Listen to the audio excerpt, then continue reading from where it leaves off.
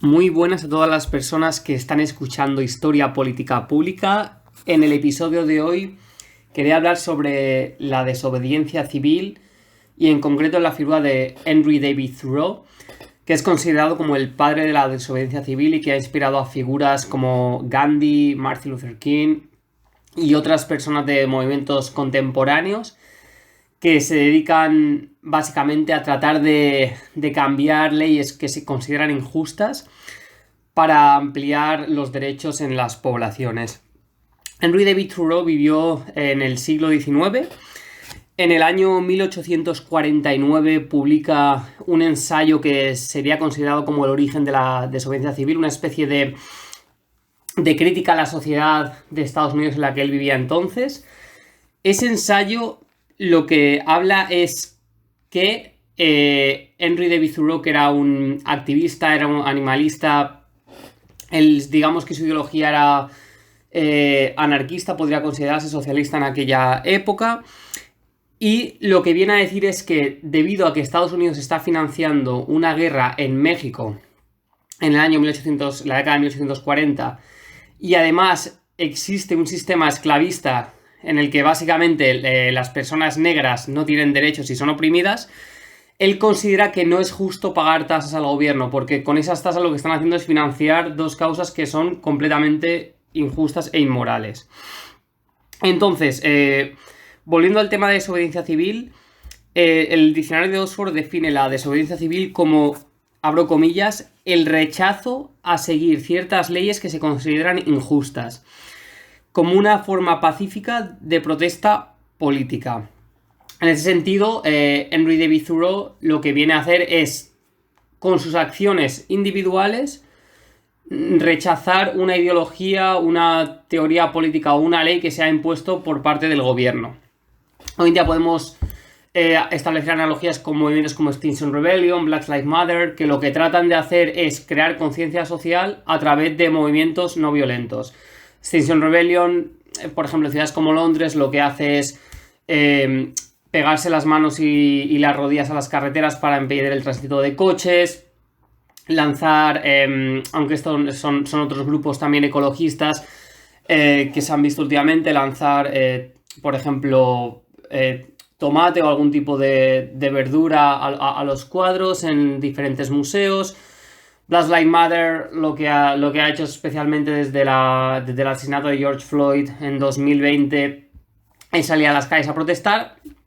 Todos son movimientos pacíficos que lo que hacen es tratar de crear conciencia social, igual que hizo Martin Luther King Jr. en el siglo pasado y Gandhi, que era salir a las calles para demandar el fin de injusticias, el fin de atrocidades a través de métodos no violentos y de esta manera legitimar sus demandas y también ganarse la simpatía de aquellas personas que en un principio no les apoyaban.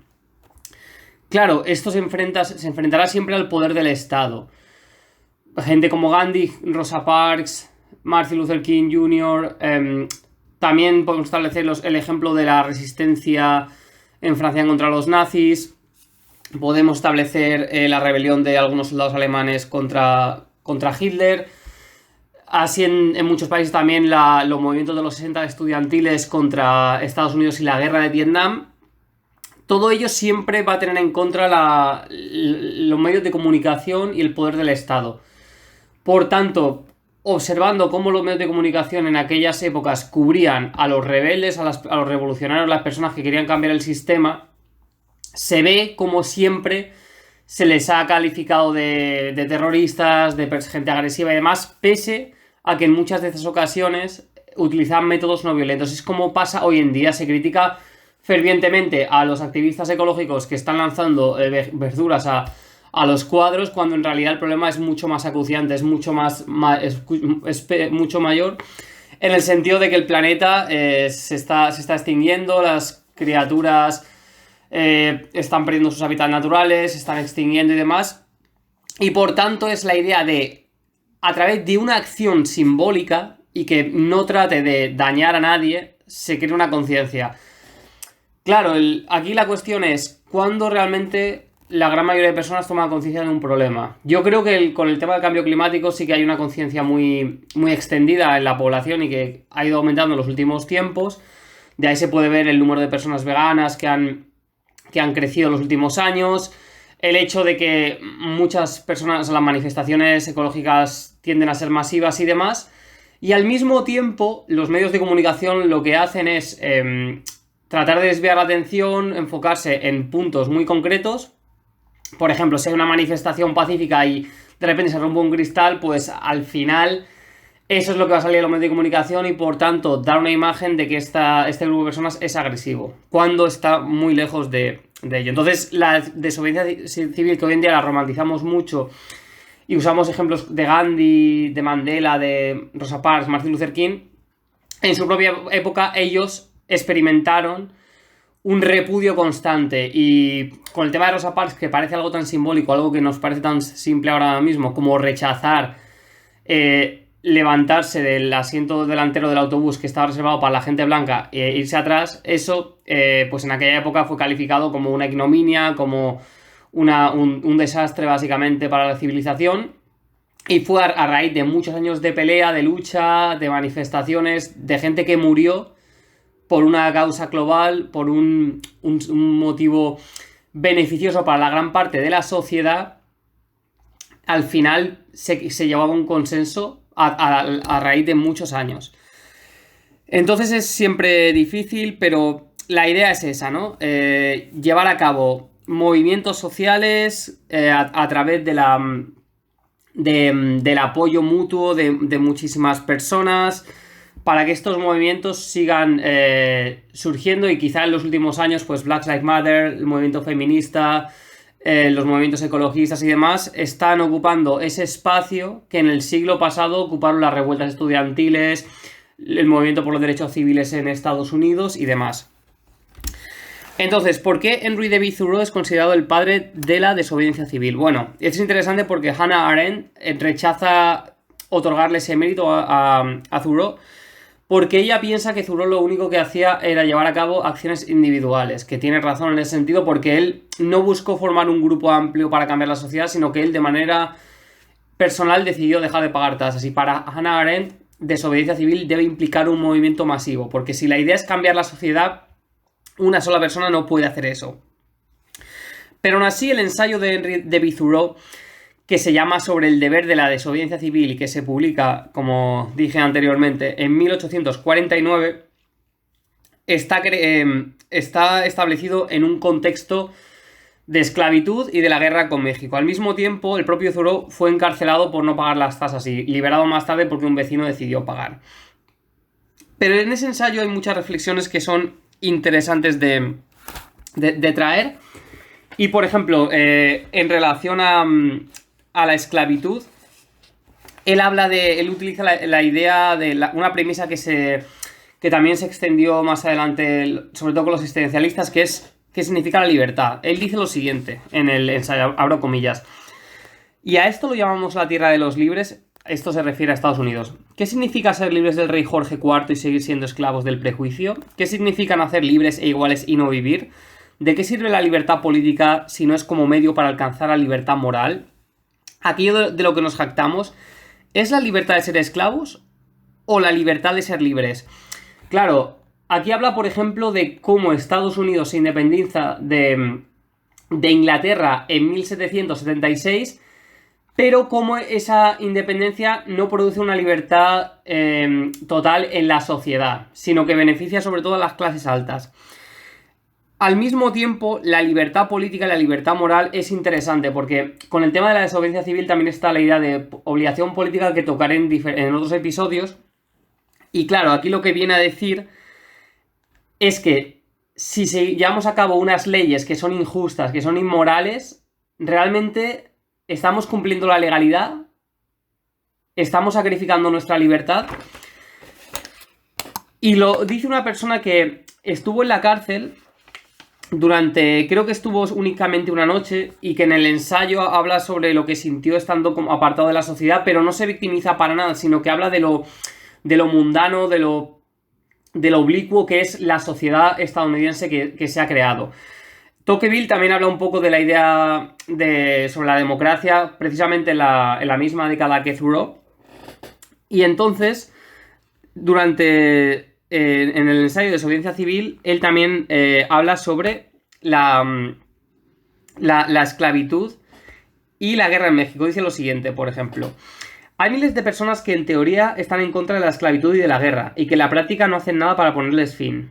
Miles de personas que, considerándose hijos de Washington y Franklin, se sientan de brazos cruzados y alegan no saber qué hacer, y no hacen nada. Miles de personas que anteponen la cuestión del libre mercado a la de la libertad, y que, después de la cena, se sientan a leer tranquilamente las listas de precios y las últimas noticias procedentes de México, e incluso se quedan dormidos sobre ambas. ¿Cuál es el precio hoy por hoy de un hombre honrado y patriota? Este fragmento es quizá uno de los más interesantes del ensayo, porque un siglo más tarde Martin Luther King Jr. evocará estas palabras en el contexto de Estados Unidos de los años 50 y 60. Martin Luther King habla de que el obstáculo más difícil para alcanzar la igualdad entre negros y blancos no son los asesinos neofascistas del Ku Klux Klan, porque esos son enemigos que están enfrente y se les ve claramente, sino aquellas personas blancas que se ponen neutrales ante el conflicto, que remarcan su ambivalencia, y que según Martin Luther King Jr. en aquella época les decían que no tenían que ser tan radicales, que no tenían que demandar por igualdad de derechos, que debían esperarse. Y claro, Martin Luther King con ironía responde: bueno, esperamos mientras matan a nuestras hermanas y hermanos, mientras a nuestros hijos e hijas no les dejan entrar en parques de atracciones con niños blancos, mientras hay una segregación totalmente visible en las escuelas y demás. Y precisamente Thoreau habla de eso, de la gente que si llega a casa y ve en los periódicos cómo la guerra se está librando en México, el tema de la esclavitud sigue presente en la sociedad, y de manera casi, digamos, de forma ¿cómo podría explicarlo? De manera como vaga, apática, se han inmunizado ante la crueldad de estas noticias e incluso son capaces de dormirse. Y el tema también de que estas personas se sienten de brazos cruzados y alegan no saber qué hacer. Y por tanto prefieren ni estar en contra de la guerra, ni a favor, ni tampoco estar a favor de la esclavitud ni en contra. O sea, se sienten cómodos en un espacio medio en el que no tienen que participar en la esfera pública y por tanto pueden seguir con su vida. Claro, Henry David Thoreau en ese sentido le echa la culpa al gobierno. Él dice, una frase literal que dice es lo siguiente: el gobierno que es el mejor es aquel que no gobierna. Porque saca el tema del contrato social, que fue teorizado por Thomas Hobbes, por Rousseau, por John Locke, Immanuel Kant y diferentes filósofos, en los que cada persona le da un sentido diferente. Mientras Hobbes, por ejemplo, habla de que el ser humano por naturaleza es una persona bestial, asesina, y necesita una especie de contrato simbólico que les una para no matarse entre ellos. Rousseau habla de lo contrario, de que el ser humano por naturaleza es bueno y que es la sociedad la que le ha corrompido. Entonces, Thoreau, hablando bajo el punto de vista de mitad del siglo XIX, dice, bueno, si el gobierno es excelente, tenemos que permitirlo. O sea, él no está en contra del gobierno como tal, a pesar de que su ideología sea más anarquista, pero él lo que dice es que si el gobierno financia una guerra contra México y perpetúa un sistema esclavista, ¿por qué hemos de apoyar al gobierno y debemos seguir sus leyes, pagar sus tasas, sentir un idealismo patriótico y demás? Y claro, también habla sobre la idea de que es importante cultivar un respeto no por lo que es legal, sino por lo que es correcto. Aquí toca el tema de la obligación política también. Estamos obligados a cumplir las leyes que se nos han impuesto. Hemos de considerar que leyes son justas e injustas. Y claro, Thoreau, igual que Martin Luther King, habla de que mucha gente dice que no es el momento ahora de llevar a cabo estas medidas. Claro, es curioso como Thoreau, que publica su ensayo en el 1849, muestra eso, que la gente hablaba de que no estaba listos para el cambio, y Martin Luther King en las cartas desde Birmingham City Jail, que se publican, si no recuerdo mal, en el 1958, un siglo más tarde, habla exactamente de lo mismo.